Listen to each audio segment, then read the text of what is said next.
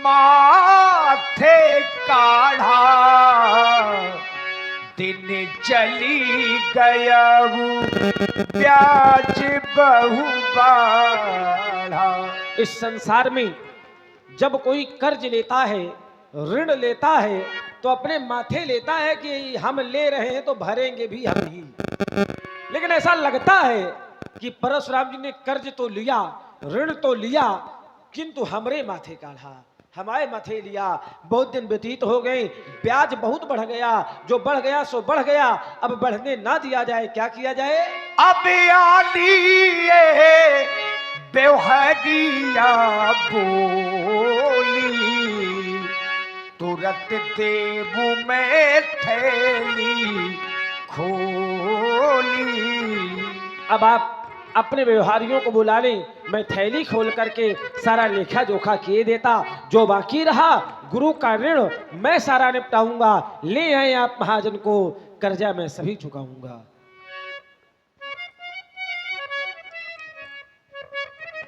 आप लोगों ने सुना, बेटे इसे थोड़ा बढ़ाओ। लक्ष्मण ने पुनः भार्गव परशुराम के सिरोक्ष पर आरोपों को आरोपित किया। क्या कहा? माता पिता के ऋण से आप भली प्रकार से उऋण हो गए, इसने व्यंग किया। गुरु का ऋण शेष है, तो ये जब जीव जन्म लेता है तो ये ऋणों से आच्छादित रहता है, और जब तक आप लोगों के ऊपर ऋण नहीं होंगे तो पुनरपि जन्मनि पुनरपि मरणम, ये बार बार जो धरती पर आवागमन का ये चक्र चल रहा है, ये कभी बंद नहीं होगा। ये बंद तभी होगा जब आप उऋण होंगे, माने किसी का ऋण आप पर न रह जाए। अगर एक दाना अन्न का भी ऋण किसी का आपके ऊपर है तो याद रखना, आपको इस धरती पर जन्म लेना पड़ेगा।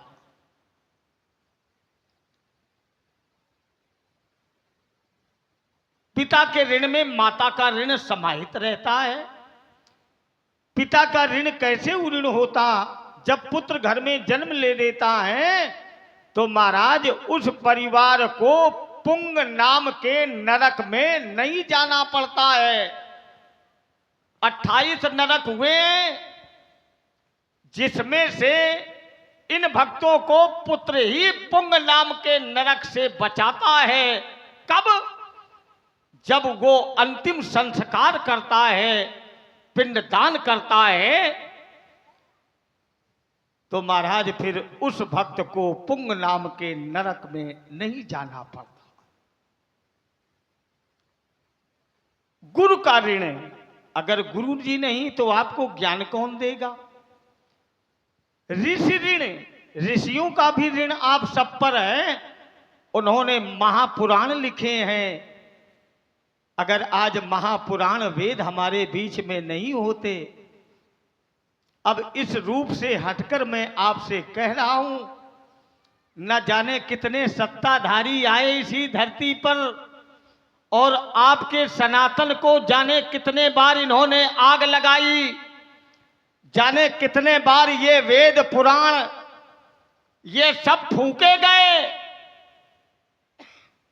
और आज भी ऐसे कुचाली पड़े हैं समाज में जो इसे तापने में जुटे हैं। वो ये भूल गए कि ये हमारा सनातन है। हम जिस धरती पर जन्म लिया है तो क्या उसकी आत्मसम्मान के लिए हमें समर्पित नहीं होना चाहिए? होना चाहिए। जिब कुपंथ पग देई खगेशा, रहाई न बुद्धि तेज लवलेशा। लेकिन आपके जो पूर्वज रहे हैं ये इतने ज्ञानी रहे हैं महाराज, इनको वेद पुराण सब कंठस्थ थे। इन्होंने पुनः वेदों की रचना की, पुनः पुराणों की रचना की, लेकिन ये वेद पुराण सनातन कभी धरती से इसका बीज कभी समाप्त नहीं हुआ। ऐसे ऐसे सत्ताधारी हुए, गोपाष्टमी के दिन ही इसी धरती पर संतों पर गोलियां चलाई गई, गोपाष्टमी के दिन ही आपके ही इसी देश की राजधानी में गायों के ऊपर गोलियां चलाई गई। परिणाम, वो सत्ताधारी का परिवार तिथि, दिनांक और समय आप लोग चिन्हित करें। जिस समय संत और गायों का वध किया गया, ठीक उसी समय उसी सत्ताधारी के परिवार का निधन गोपाष्टमी के दिन ही प्रारंभ हुआ। पहली मृत्यु गोपाष्टमी, दूसरी दुर्घटना गोपाष्टमी का ही समय था। याद रखना, समाज में जिसने संत गायों का अनादर किया है, अपमान किया है, तिरस्कार किया है, अगर किसी को आप सम्मान नहीं दे सकते हैं तो अपमान करने का आपको अधिकार किसने दे दिया है? आप माता पिता की सेवा न कर सके तो उन्हें घर से निकालने का अधिकार आपको किसने दे दिया? जिस माता पिता ने तुम्हें जन्म देने के लिए कितनी असहनीय पीड़ा को सहा है, महाराज, जो स्वाभिमानी पिता था, घास की रोटी खाने के लिए तैयार रहा, लेकिन किसी के सामने हाथ नहीं फैलाया। आज अपने बेटों के लिए समाज में जिसके सामने कभी हाथ नहीं फैलाया, उसके सामने हाथ जोड़े खड़ा है। भैया मेरी सहायता कर दो, मेरा पुत्र आज संकट में है। और वो पुत्र जब सामर्थ्यशाली हो गया तो अपने माता पिता को घर से निकाल रहा है। वो पुत्र नहीं है, इस धरती का बोझ है, इस धरती का भार है, इस समाज का अभिशाप है। और अगर सभी लोग एक भाव में जुड़ जाएं, एकता की कड़ी में जुड़ जाएं, अगर किसी के माता पिता का समाज में अपमान हो रहा हो तो बैठ जा बेटा, अगर सभी पिता एक साथ जुड़ जाएं, मिल जाएं, तो हो सकता है आज अगर ये हमारा गांव बसवारी सुधर गया तो कल मुस्करा सुधरेगा, बस गांव सुधरेगा, ये धरती बैकुंठ बन जाएगी। इसीलिए तो आप लोग लीला कराते हैं, इसीलिए अपने सनातन को याद करते हैं, इसीलिए तो आप लोग बड़े सौहार्द के साथ एक स्थान पर बैठते हैं कि आज से समाज की सारी बुराई को मैं त्यागता हूं, मिलकर के भाईचारे की भावना से मैं इस समाज में अपने जीवन को प्रेम के साथ निर्वहन करूंगा। यही मानव जीवन है, यही लीला का संदेश है। अब तो गुरु ऋण रहा, गुरु का ऋण समय पर मैं समाप्त करूंगा। अगर प्रधान जी हों और समाज के जो वयोवृद्ध हैं, ज्ञानी हैं, ये कुछ क्षण के लिए आप इस सभा मंच पर आवें। पीछे जो बैठे हैं हमारे महापुरुष ज्ञानी बैठे हैं, बड़े श्रद्धा के साथ इन्होंने अभिनय को श्रवण किया। तो ये जितने बैठे हैं पीछे भक्त, इन सबसे हमारा आग्रह है कि वहां से उठें और एक क्षण के लिए धर्म मंच पर आवें। अगर आप लोग हमें अपना मान रहे हैं तो चूंकि मैं पहली बार इस धरती पर आया, अब अगले वर्ष कुछ कहना नहीं पड़ेगा, आप सभी लोग उठें, केवल एक क्षण के लिए इस धर्म मंच पर आएं, अवश्य आएं, फिर आप चले जाएं। ये सभी भक्त उठें। हाँ चलो बेटे तुम भी उठो,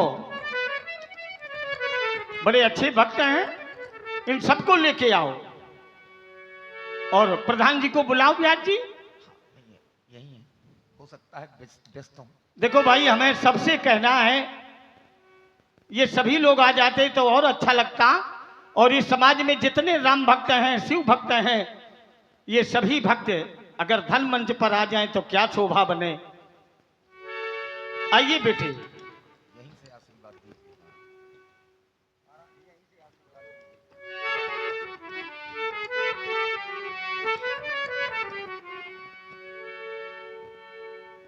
क्या बात है, इसी गांव में रहते हो? आयुष्मान भव, यशस्वी भव, कल्याण मस्तु। भगवान शंकर मैया पार्वती तुम्हें धन से परिपूर्ण करें, सुंदर आशीर्वाद। देखिए, राम जी ने देखा कि तुम्हारा परशुराम मंगल जी, हो। राम जी ने देखा कि परशुराम जी का क्रोध अधिक बढ़ा है और भगवान राम जी ने क्रोध रूपी अग्नि में प्रार्थना रूपी जल डालने का प्रयास किया। अति विनीत मृदु शीतल बाली बोले रामो जोरी जुग पानी। हे नाथ, आप तो सहज में ही सुजाने हैं, बालक के वचनों पर ध्यान न दें। किंतु राम, इसने ऐसी शब्दावली का प्रयोग किया, मेरा हृदय बड़ा विदीर्ण हो गया है। राम, बरैया और बालक दोनों एक स्वभाव के ये होते हैं। बरैया नहीं, ये ततैया है राम। साधुजन इन्हें दोष नहीं देते। सुने मेरे नाथ। कहो राम।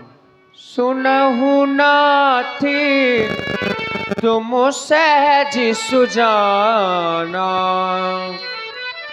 बालक वचन करिए नहीं काना। बरे बालक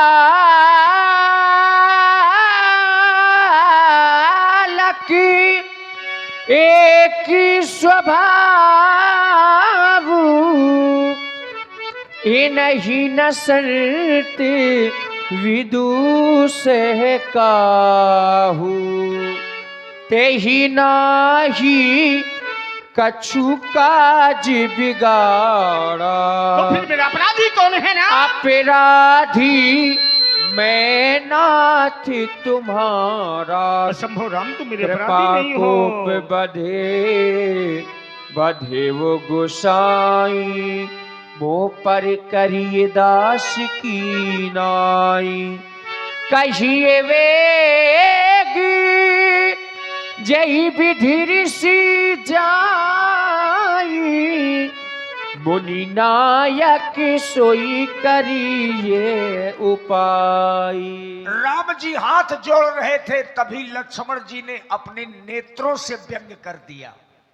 अब परशुराम जी ने देखा, कहे मुनि रामे जाई ऋषि कैसे, अजहु अनुज तब चितई अनेसे। राम, तू करो, इस पर दया करो। देखो ना, इसकी मुद्रा को देखो। अरे छलियो, यही के कंठे कुठार नदीना, तो मैं काहे कोप कर कीना। हट जाओ राम मेरे मार्ग से। इस कुठार की प्रबल थाल इसके कलकल पर पहचाने तो राम, हट जाओ मेरे मार्ग से। नहीं नहीं महाप्रभु, ये आप क्या करने के लिए जा रहे हैं? मेरे ही सामने मेरे छोटे भाई का वध करने के लिए जा रहे हैं। क्या यह उचित होगा? संसार में ऐसा कौन सा बड़ा भाई होगा जो अपने ही सामने अपने छोटे भाई का शीश कटता हुआ देखता रहे? अगर आप मेरे लक्ष्मण को मार देंगे तो मेरे सर पर तो एक कलंक लग जाएगा। तुम रो रहे हो राम? क्योंकि जब मैं अयोध्या से चला था तब मेरी मैया ने मेरे लक्ष्मण का हाथ मेरे हाथ में दिया था और कहा था कि राम, जिस तरह से लक्ष्मण को लिए जा रहे हो वापस आकर के मुझे इसी तरह सौंप देना। और आज आप मेरे लक्ष्मण को मार देंगे और मैं अयोध्या जाऊंगा। वहां जाकर की मेरी मां मुझसे पूछेगी, राम लक्ष्मण कहाँ है? लक्ष्मण को अपने साथ नहीं लाए? क्या कह दूंगा कि तुम्हारा लाल अब इस संसार में नहीं रहा। ये समाचार जब अयोध्या वासी सुनेंगे तो मुझे तो पत्थर मार करके इस अयोध्या से बाहर निकाल देंगे। कहेंगे ये तो वही अभागा राम है जो अपने ही सामने अपने भाई का वध करवा करके वापस आ गया है। आप ही कहें, जब बड़ों से पहले छोटों की चिताएं जलने लगेंगी तो फिर बड़ों की चिताएं कौन जलाएगा मेरे महाप्रभु? सुने, आप मेरी मैया के कहे हुए अनमोल वचनों को सुने।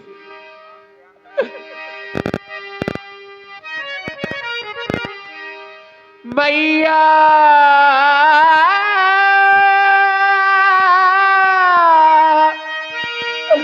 मैया मैया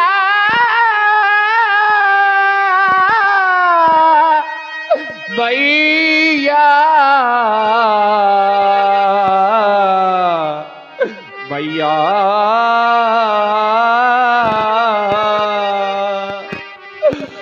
मैया ने चलते समय कहा, हे राम वचन मम सुन लेना, लक्ष्मण को साथ लिए जाते,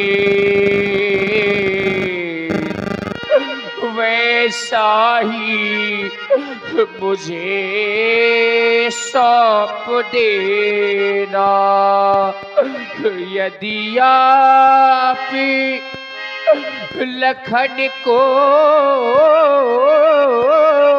मारेंगे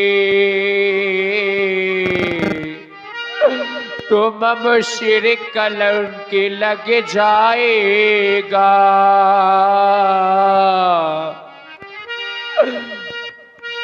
मेरी माँ पूछेगी मुझसे पहले ये आया है,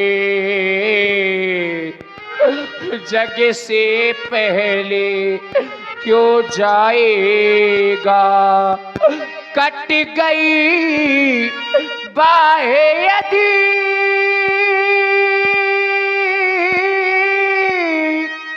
बाहें मेरे भैया की,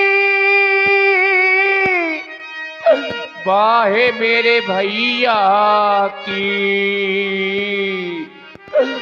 तो कर्म रहेगी कमाने कहाँ,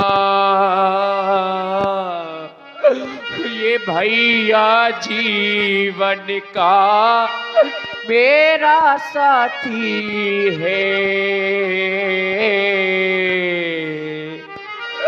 ये भैया फिर जग में माने कहा, जब से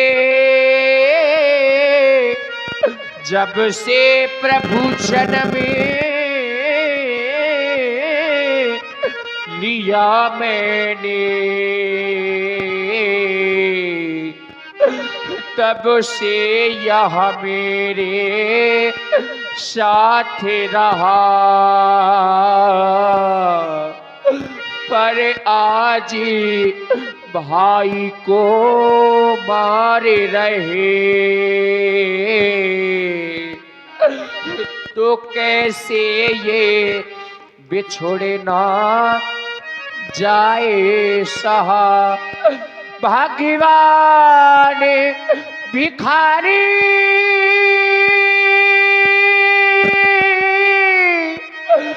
भिखारी मांगे रहा,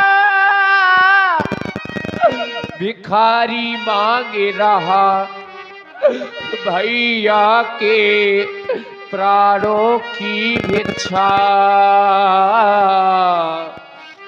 बदले में मेरा शीश काटे, कर ले अपनी पूरी इच्छा, मैं बंधु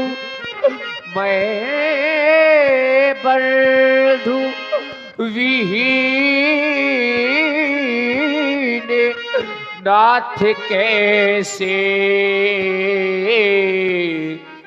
शोकातुर अवध सिधाऊंगा, मेरी माँ पूछेगी मेरा लाल कहाँ, तो क्या कहकर समझाऊंगा। यदि आपका क्रोध शांत नहीं हो रहा तो आप मेरा वध कर दें और अपने क्रोध को शांत कर ले। यदि इस पर भी आपका क्रोध शांत ना हो तो मारो तो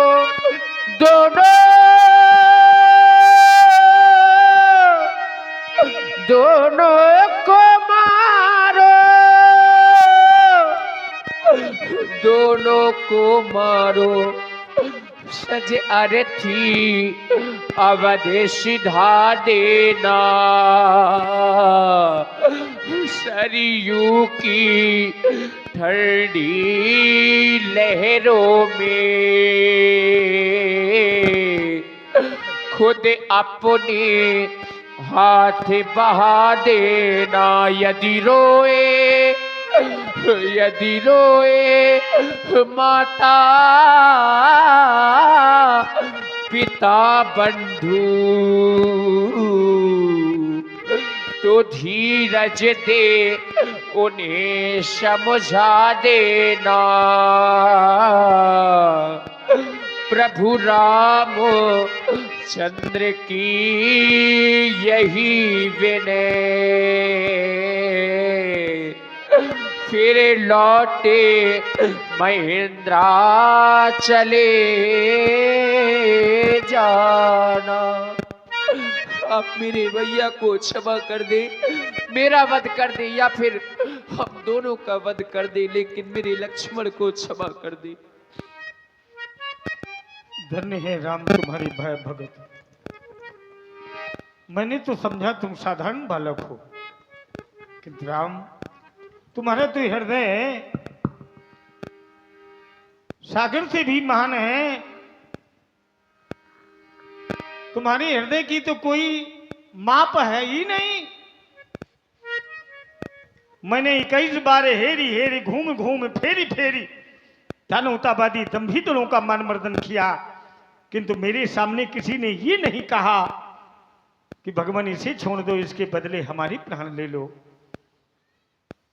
धन्य है राम, काश तुम्हारी जैसा बंधु प्रेम अगर ये समाज में उपस्थित हो जाए तो ये धरती स्वर्ग बन जाए।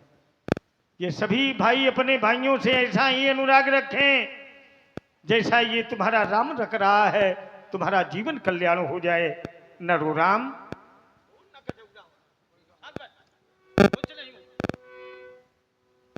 मत बहावो असुर घो न ये हृदय फट जाएगा, यदि और रोए राघव धरा पर तो ये धरा बह जाएगी। ये रो रही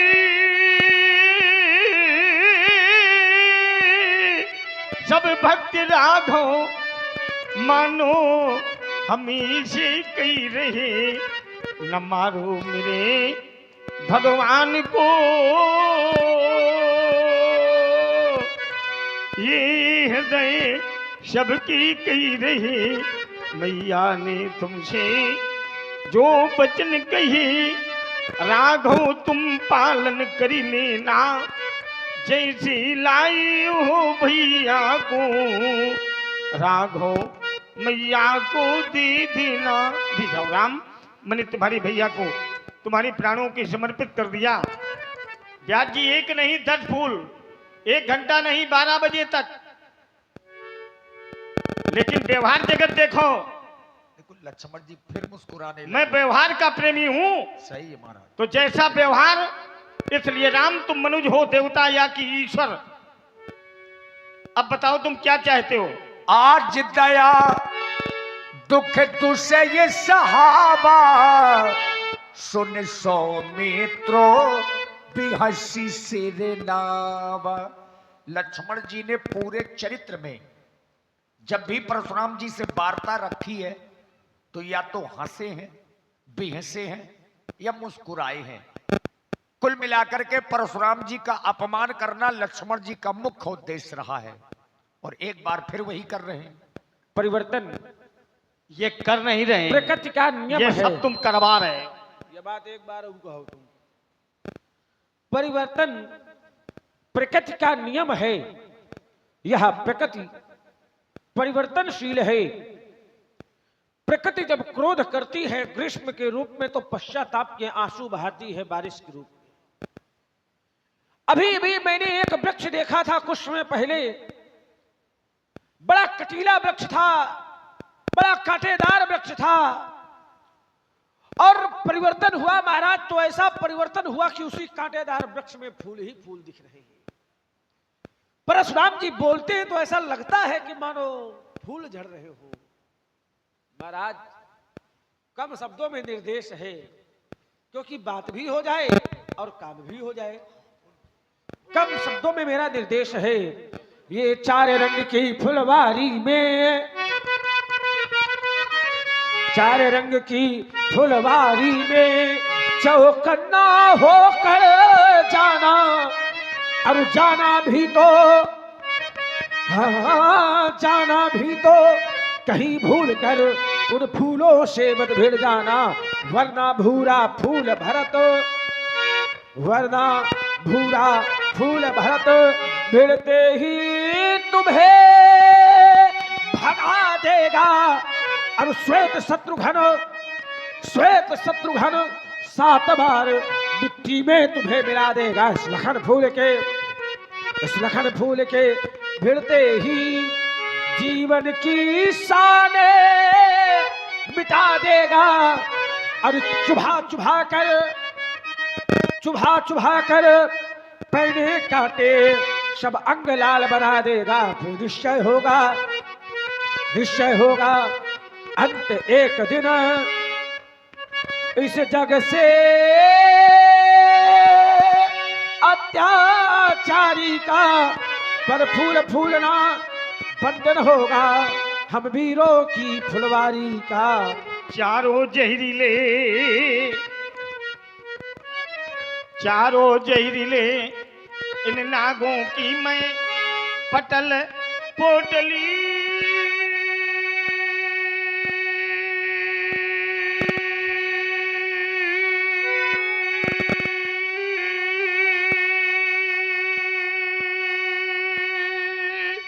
खोलूंगा और घिस घिस करके मथ करके ये सारा जहर निचोड़ूंगा। फिर यदि उसमें अंश का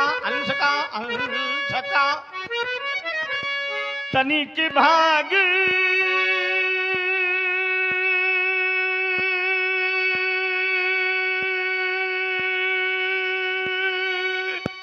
पा जाऊंगा, तो गुरु शंकर की बात सभी विष बूंद पी जाऊंगा।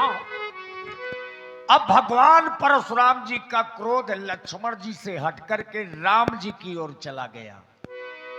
बार बार मुनि विप्र बर कहा राम सन राम, बोले भृगुपत सरुस हंसी तहु बंधु सम बाम। राम तुम बार बार विप्र कहकर मेरा आदर कर रहे हो भैया, तेरे भाम हो गया। तुम साधारण मानव नहीं लग रहे हैं, तुम मनुज हो, देवता यहाँ की ईश्वर। आज इस मानवीय चोला में मैं वैष्णु का दर्शन कर रहा हूँ। यदि वही हो तो हमारे संशय का निवारण करो रघुनंदन। राम रमापति करी धनुल्ली हूँ और खींचौ मिटई मोरिशन। देत चापे आपु ही चल गयऊ, परशुराम मन विश्व में भयऊ। जाना राम प्रभाव तब पुलक प्रफुल्लित गात, जोरी पानी बोले बचनु हृदय न प्रेम अमात, हृदय न प्रेम अमात।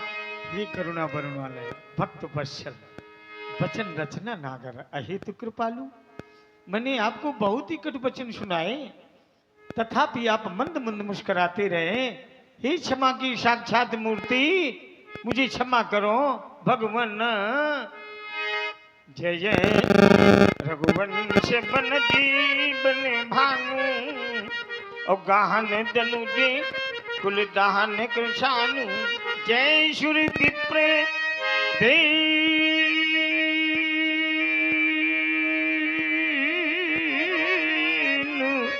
हितकारी जय मद मोह कोह भ्रम हारी अनुचित कहूँ बहुत अज्ञाता क्षमहूँ क्षमा मंदिर तो भ्राता न जाना था भगवन रमा के पति हो न जाना था राघव बिना की गति हो वही नाथ की जय भनई जिनी हमारी मारो ये तारो शरण में तुम्हारी अच्युतम केशवम राम नारायणम कृष्ण दामोदरम वासुदेवम हरि श्री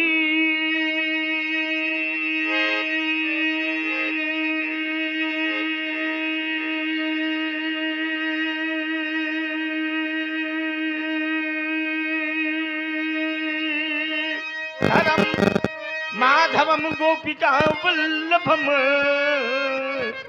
जानकी नायकम रामचंद्रम भजे। सभी भक्त प्रेम से बोले जगतपति सीता नाथ की, बोलो जय हो। लखन लाल की, जय हो। बोलो भगवान शंकर की, जय हो। बोलो भक्त और भगवान की।